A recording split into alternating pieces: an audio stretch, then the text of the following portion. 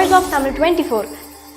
உத்தரப்பிரதேச மாநிலத்தில் மகா கும்பமேளா விழாவில் ருத்ராட்ச மாலை விற்று வந்த மோனாலிசா போஸ்லே என்ற பெண்ணை அவருடைய வசீகர தோற்றத்தின் காரணமாக பலரும் வளைத்து புகைப்படம் எடுத்து பிரபலமடைய செய்தனர். இதைத் தொடர்ந்து அவருடைய புகைப்படங்கள் வீடியோக்கள் வைரலான நிலையில் பலரும் அவரை தேடி புகைப்படம் பேட்டி எடுத்தார்கள். அதன் பின்பு அவருக்கு பாலிவுட் சினிமாவில் நடிப்பதற்கான வாய்ப்பு ஒன்றையும் பிரபல இயக்குனர் வழங்கியிருந்தார்.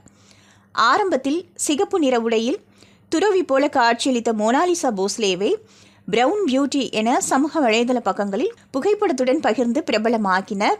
இதனால் அவருடைய வியாபாரத்தை கவனிக்க முடியவில்லை என்றும் அவரது பாதுகாப்புக்கு இடையூறு இருப்பதாகவும் அவரை சொந்த ஊருக்கே அவருடைய பெற்றோர்கள் அனுப்பி வைத்தார்கள்.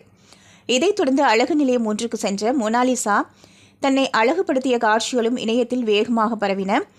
மேலும் அந்த வீடியோவுக்கு கிட்டத்தட்ட 1 மில்லியன் லைக்குகள் குவிந்தன. அது மட்டுமல்லாமல் மோனாலிசாவை வைத்து பலரும் ஓவியங்கள் வரைய ஆரம்பித்துள்ளார்கள். இந்நிலையில் மோனாலிசா போஸ்லேவின் புதிய வீடியோ ஒன்று வைரலாகி வருகின்றது. அதில் அவர் பார்ப்பதற்கு பாலிவுட் நடிகை ஐஸ்வர்யா ராய் போலவே காணப்படுகின்றார்.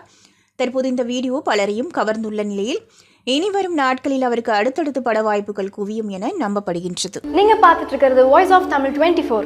Like, share and subscribe.